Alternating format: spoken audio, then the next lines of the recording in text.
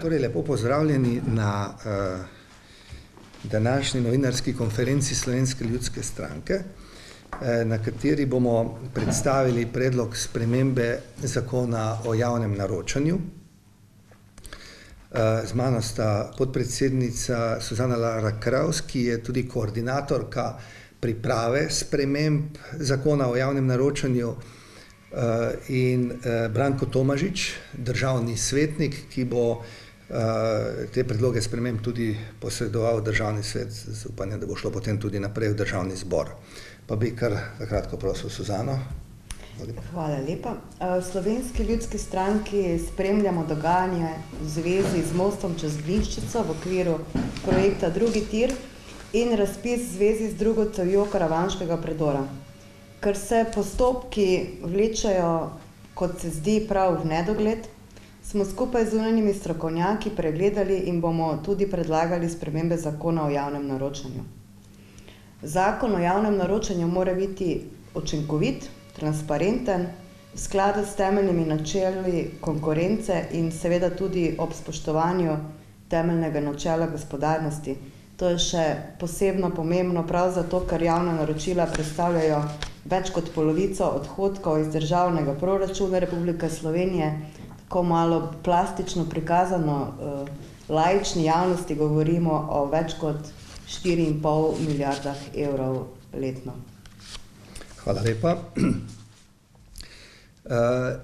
Zakaj se je Slovenska ljudska stranka odločila, da bomo posegli v to dogajanje na področju javnega naročanja?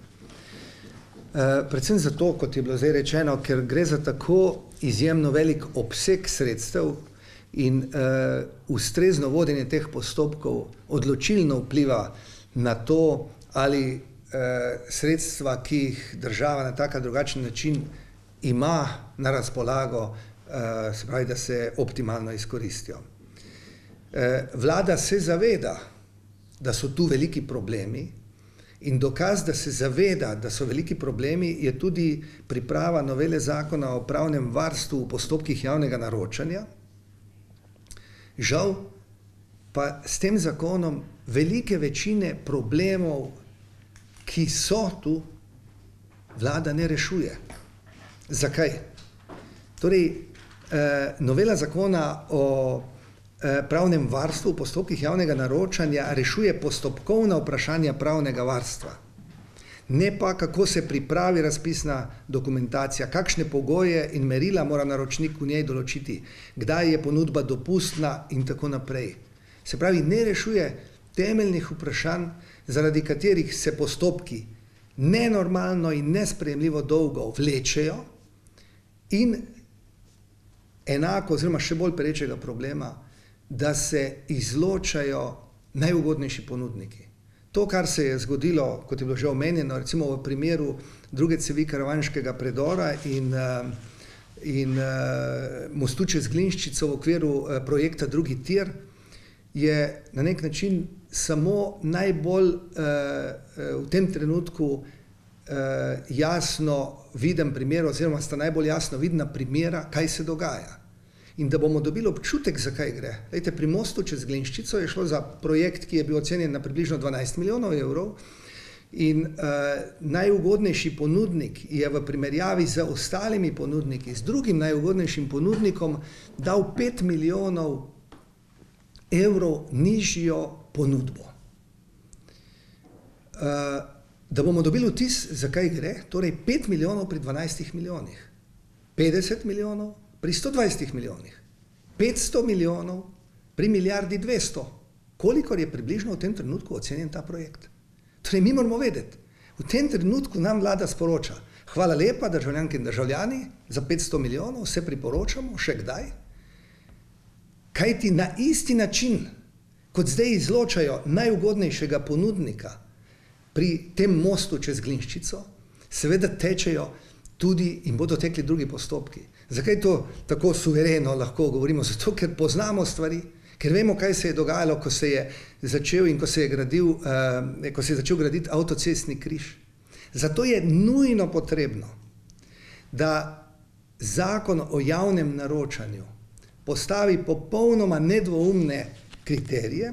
Mi imamo tu v celoti pripravljen dokument, ga bomo vam tudi posredovali, tako da se pravi z vsemi potrebnimi dopolnili, to so delali zunanji strokovnjaki, ki so med verjetno najboljšimi strokovnjaki, ki jih v tem trenutku Slovenija na tem področju ima, jih pa ne moramo zdaj tukaj javno izpostavljati, tudi glede na delo, ki ga sicer tudi opravljajo, in ta novela, torej predlog spremembe zakona je v celoti pripravljen direktno za državni svet in potem v nadaljevanju državni zbor seveda so pomožne tudi spremembe ali dopolnitve. Zdaj, med posameznimi stvarmi bi mogoče posebej omenil to vprašanje, torej kaj se nam zdaj dogaja. V obeh teh dveh primerih se je zgodilo to in mi zdaj govorimo o javnih naročilih na področju infrastrukturnih projektov. Zelo podobne stvari veljajo seveda tudi pri javnih naročilih na področju zdravstva. Mi vemo, recimo, da je gospa Godčeva pa dr. Noč, dr. Mrevlje, oni so z svojimi aktivnostmi dosegli, da je samo klinični center ljubljanski za več milijonov evrov privarčeval samo pri žilnih opornicah. Ob tem je pa javna naročila v področju zdravstva posegajo na več tisoč različnih artiklov. Ampak mi ne vemo za nič drugega kot za žilne opornice. In dr. Noč, Godčeva, dr. Mrevlje so večkrat postavili vprašanje ministru Šebedru, prejšnjemu direktorju uprave, predsedniku, direktorju kliničnega centra, gospodu Šebedru. Zakaj torej na isti način, kot se je znižalo cene žilnih opornic, ne znižate tudi ostalih cen? Očitno zato, da tisti, ki so posredniki, ki enormno služijo, gre za desetine in desetine milijonov evrov, se pravi, to so popolnoma transparentni podatki, vi samo pogooglate in pogledate, po kakšni ceni v tem trenutku kupujejo artikle, ki jih rabijo bolnice na Finskem, v Švici, v Nemčiji, v Španiji in potem, ko ugotovite, da je recimo na Finskem v povprečju 10%, 15%, različno, 5%, 0,5%, da so nižje cene, kot pri nas, se postavi vprašanje, zakaj? Smo znotraj istega evropskega prostora, evropskega trga in sploh nismo vezani niti na vprašanje, bi rekel, samo Evropske unije, ampak mi imamo dovolj, če smo samo ostanemo znotraj Evropske unije, samo države znotraj Evropske unije se popolnoma preprosto lahko doseže, da se reče, ničesar, kar je dražje, kot se kjerkoli dobi v okviru Evropske unije, kjer kupujejo bolnice in drugi uporabniki v zdravstvu, se ne more nabavljati v slovenskih bolnicah in drugih zdravstvenih zavodih. Zakaj se tega ne naredi? Še enkrat poudarjam, ker očitno tisti, ki dejansko vodijo, usmerjajo to stvar, to so pa dobavitelji v zdravstvu in ki usmerjajo očitno ne le posameznike ministra, ampak kar celotno vlado, tisti so očitno dovolj močni, da se je ustavilo pri žilnih opornicah, kjer je bila pač tudi ta preiskovalna komisija. V primeru drugega tira, se pravi tega mostu čez Glinščico in v primeru druge cevi v Karavanškem predoru, je seveda vsak preprost občan se vpraša, čakaj, zakaj torej mi ne moramo graditi po isti ceni kot isti masiv v tem trenutku vrtajo Avstrijci?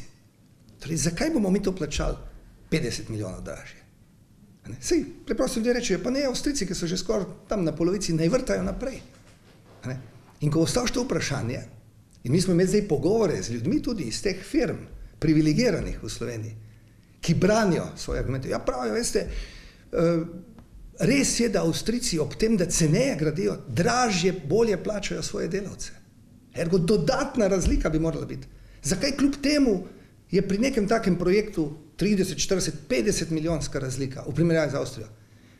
In potem, ko jim zmanjka argumentov, rečejo, zato, ker so tam gradbeni materiali dražji. Halo! Zakaj so dražji gradbeni materiali v Avstriji? V Sloveniji kot v Avstriji? Kaj? Cement, beton, železo? Dražji so samo v primeru, če mora nekdo zaslužiti dodatnih 10, 15, 20, 30, 40 odstotkov. Zato je tu popolnoma jasno, da je potrebno te stvari, ki jih je, kot sem rekel, so strokovno tu utemeljene in se jih da urediti na način, da je to povsem transparentno, da se preprečijo ponavljajoče pritožbe, tudi na način, da se omogoči dodatno pogajanje s ponudniki in da se zagotovi, da bodo najugodnejši ponudniki, najugodnejši pa ni samo tisti, ki ponudi najnižjo ceno, hkrati treba imeti tudi zagotovilo, da so delavci ustrezno zaščiteni, vprašanje vračanja DDV-ja in tako naprej, ampak treba je zagotoviti, da bo najugodnejši ponudnik dobil delo in da bo javni razpis čim hitreje zaključen. Zdaj pa še gospod Branko Tomažič, prosim. Ja, mislim, SLS me pač dala pobudo, da bi preko državnega sveta vložil predlog spremembe zakona o javnem naročanju. Mislim, da je dobra osnova za pripravo dobrega zakona, ki ga trenutno hitro in vsekakor resno potrebujemo. Preveč anomalij, preveč netransparentnosti je pri vseh razpisih. Kot ste že slišali, 11% bruto domačega proizvoda gre preko javnih razpisov. Eno četrtino je pritožb, je zahtev za revizijo in to vse odlaša investicije. In če bo naš predlog zakona tudi potrjen, bo stvari hitreje stekle, ne pa da bomo čakali in da se bojo investicije dražile in tudi odmikal njihovo izgradnja. To dela svojo gospodarsko škodo, na drugi strani pa, kot ste že slišali, veliko anomalij ali tistih, ki radi pijejo zraven, ki ne bi smeli piti, se pravi, naš davkoplačevalski denar porabljajo za vse. Žal, zakone res piše vlada jih stavi v proceduro, vendar vlada ima ponavadi zraven pisce zakonov razne pogodbene pravne hiše, na katere pa gleda, da imajo ozadja v Sloveniji zelo velik vpliv, zato prihaja do takih problemov in tudi lukenj v zakonu, ki so načrtno narejene, da lahko nekateri služijo.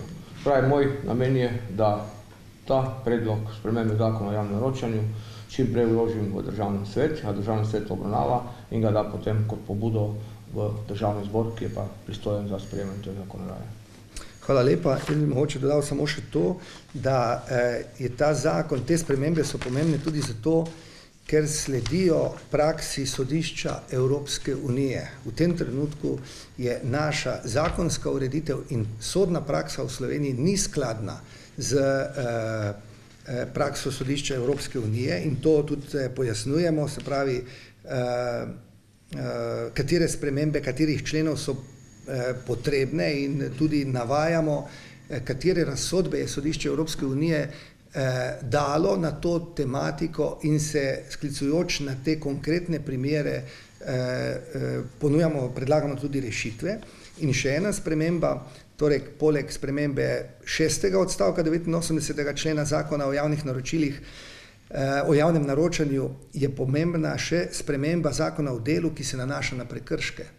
Namreč, mi imamo v tem zakonu eno zelo prefinjeno obliko, kako se privilegirani ponudniki znebijo konkurence. Preprosto je navedeno tako, da imaš ti lahko nek prekršek, recimo nisi plačal 50 evrov nekega davka. Že naslednji dan si ga plačal, se pravi, imaš vse urejeno, si pa naredil prekršek. In kot posledica prekrška je lahko tudi to, da te za 3 do 5 let umaknejo iz liste možnih prijaviteljev na razpise. Se pravi, ti lahko kadarkoli potopiš svojo konkurenco. Pravi, se prijavijo naročniki, tudi manjši, tisti na novo, ki postajajo, ki želijo, ki so pripravljeni delati tudi za manjše razlike v ceni, za manjše dobičke in potem z zlorabo, ne uporabo, z zlorabo sedaj veljavne zakonodaje ti lahko za dolgo obdobje dobesedno izločiš realno konkurenco. Kdo pa je realna konkurenca? Seveda, realna konkurenca je tista, ki je pripravljena, kot je primer v tem mostu čez Glinščico, ki je pripravljen za 5 milijonov ceneje zgraditi recimo ta most. In zdaj je razprava, ali je bil tisti zid tam nekje na Štajerskem, ki so ga gradili pol metra višji ali nižji, in na Tarči je novinarka Erika Znitašič dokazala, praktično je razkrinkala dobesedno hudodelsko združbo, kako so oni izločili tega ponudnika, pri čemer se je pokazalo, da nadzorni sploh ni opravljal svoje naloge. So ga vprašali, pa zakaj nisi ti napisal, če zid ni ustrezne višine in se je samo malo posmejal in rekel, očitno sem se nekaj mogel zmotiti, oziroma pravzaprav niti ne vem, že dolgo časa je, zakaj jaz tega nisem posredoval. Torej, gre za temeljna vprašanja. Če želi Slovenija iti naprej, izkoristiti svoje razvojne potencijale, mora sredstva, in tu gre za praktično polovico proračuna, tako velik obseg je teh javnih naročil, jih mora racionalno gospodarsko trošiti, da se bodo lahko podjetja prijavljala. Prijave na javna naročila so odlična referenca za podjetja, da se potem lahko prijavljajo tudi za delo v tujini, in ti koraki so temeljni in jaz verjamem, da bodo v Slovenski ljudski stranki verjamemo, da bo preko državnega svetnika iz vrst Slovenske ljudske stranke, gospoda Branka Tomažiča, državni svet to podprl in da bo potem ta vsebina obravnavana tudi na državnem zboru in upamo in verjamemo, da bo tudi tam sprejeta. Smo pa seveda pripravljeni, več zainteresirani na kakršnokoli soočanje oziroma dogovarjanje, kako bi tudi zakon, ki ga je zdaj vlada pripravljala, novela zakona o pravnem varstvu, postopkih javnega naročanja v kombinaciji s tem našim predlogom prinesel optimalno rešitev za vse probleme, ki tu obstajajo. Če nimate zdaj drugih dodatnih vprašanj, se vsem lepo zahvaljujem. Hvala.